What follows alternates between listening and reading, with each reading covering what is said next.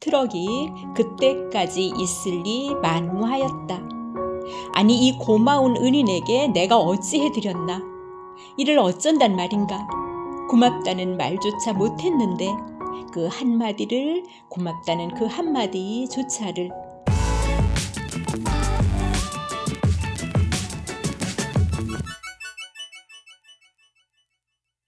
안녕하세요. 오디오북 남영은 리딩 브리지입니다. 지난 시간에는 우위법 행위와 그 순환사를 읽어드렸는데요. 오늘은 고마운 분을 읽어드리려고 합니다.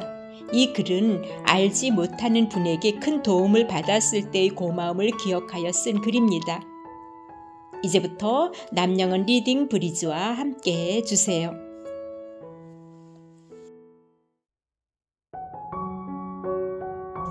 고마운 분. 요즘에는 회상하고 싶은 일들이 무척 많아진다. 기뻐서 간직되는 일, 슬퍼서 잊히지 않는 일, 놀라서 떠오르는 일, 미안하여 남아있는 일 등등. 그래서 잠시 만났다가 이름도 모른 채 헤어진 그분이 오늘따라 생각나는 것은 잊고 싶지 않은 고마움의 깊이가 이미 마음속을 차지하고 있기 때문일 것이다. 벌써 30년도 더 된 일이다. 아들이 세돌에 가까워져 밖에서 놀자고 조를 나이가 되었을 즈음 나는 기대감과 기쁨으로 드디어 세발 자전거를 샀다. 아들은 몇 날 며칠 동안 거실에서 운전법을 익혔고 어느 정도 자신감이 생겼다 싶었을 때 우리는 밖으로 나갔다. 그리고 여린 두 다리와 팔의 힘만으로 묵직한 자전거를 씩씩하게 운전하며 세상을 향해 전진하기 시작했다. 그 모습이 얼마나 대단하고 기특한지 나는 입을 다물지 못했다. 이른 가을이 따스한 토요일 오후였다. 오늘은 좀 더 멀리 나가봐야겠다. 혼자 힘으로 끝없는 길을 헤쳐가는 동안 이 어린 것은 많은 것들을 알아가게 될 것이다. 아들은 신이 났다. 제법 빨리 달렸다. 뒤따라오는 엄마를 돌아보는 얼굴에는 만족감과 자랑스러움이 넘치고 있었다. 얼마쯤 달렸을까? 문득 주위를 둘러보았다. 꽤 많이 지나온 한적한 길은 우리 동네를 많이 벗어나 있었다. 그런데 평평치 못한 도로면으로 인해 자전거의 바퀴가 툴툴거리며 들썩이고 있는 게 아닌가. 아들의 자세가 불안정하다고 느끼는 바로 그때였다. 움푹 파인 도로의 한 귀퉁이로 앞바퀴가 빠져 들어가 부딪히는가 싶더니 그 충격에 의해 아들과 자전거가 한 덩어리가 되어 튕겨 오르고 이어 땅으로 털썩 떨어져 내리는 것이었다. 모든 것은 한순간이었다. 나는 몸을 날려 아들을 안았다. 그러나 이를 어쩐단 말인가. 아들이 여린 턱살은 가로로 깊고 길게 찢어져 선홍색의 피를 줄줄 흘리고 있었다.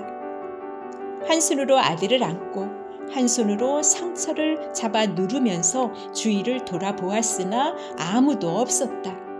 아무것도 보이지 않았다. 나는 미친 듯 소리 질렀다. 도와주세요, 도와주세요. 얼마나 뛰었을까? 나는 숨이 넘어가기 직전이었다. 그때였다. 작은 트럭 한 대가 이쪽을 향해 오는 것이 아닌가. 나는 손을 마구마구 흔들어 댔다. 도와주세요. 우리 애가 다쳐서 피가 많이 나요. 기사님은 뛰어내려와 문을 열어주었고 황급히 조수석에 오른 후에야 나는 주위를 살필 수 있었다. 아들의 앞자락은 물론이고 턱을 감싸고 있는 나의 오른손은 온통 피범벅이 되어 있었다. 놀란 아들은 하얗게 질린 채 덜덜 떨고 있었다. 그리고 우리는 처음 보는 낯선 분의 차에 올라와 있었다. 어떻게 병원까지 갔는지 모르겠다. 응급실 바로 앞에서 트럭이 멈췄다. 나는 뒤도 돌아보질 못했다. 기사님의 얼굴도 제대로 보질 못했다. 응급실 안으로 뛰어 들어가면서 나는 외마디만 질렀다. 우리 애가 많이 다쳤어요. 아들은 곧 의사의 손으로 넘겨졌다. 놀람과 죄책감으로 나의 온몸은 떨고 있었다. 그리고 얼마의 시간이 지났을까? 수술실에서 의사가 나왔다. 속과 겉으로 많이 봉합했어요. 상처가 깊어서 턱뼈가 보일 정도였어요. 뼈와 머리를 안 다친 게 참 다행입니다. 그래도 병원에 빨리 왔기 때문에 피를 조금이라도 덜 흘렸어요. 병원에 빨리 왔다고? 그때서야 나는 제정신을 찾았다. 그리고 병원에 올 수 있었던 일련의 상황들이 번개같이 떠오르는 것이었다. 그랬다. 골목으로 달걀을 싣고 다니면서 판매하는 트럭이라고 했었다. 작은 길에서 나와 방향을 바꾸려 하는데 미친 듯이 소리 지르며 달려오는 나를 발견했고 위급한 상황이 벌어졌다는 직감으로 이쪽을 향해 운전해 왔다고 했었다.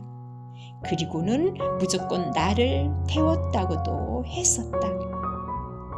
순간 나는 벌떡 일어났다.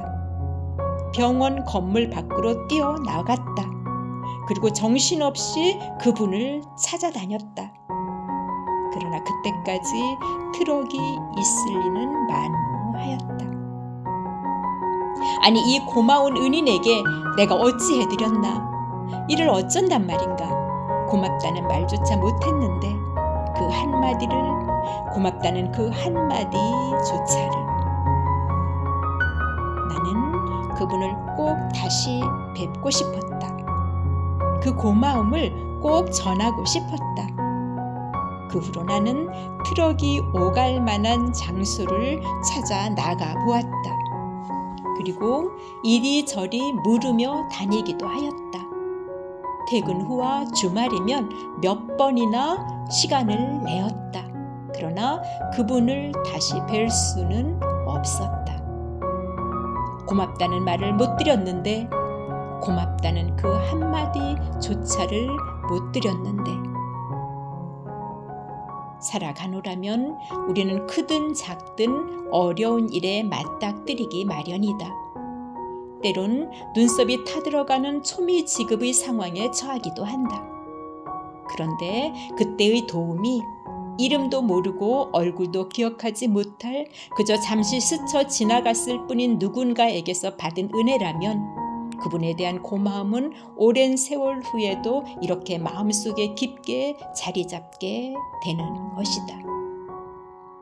이러한 은혜는 우리로 하여금 나를 필요로 하는 또 다른 누군가에게 그때 받았던 것을 되돌려 흘려보내게 베풀라는 무언의 가르침으로 다가온다. 비가 내린다. 비는 촉촉한 기운으로 나를 감싸고 마음은 오히려 포근해지는 오늘이다.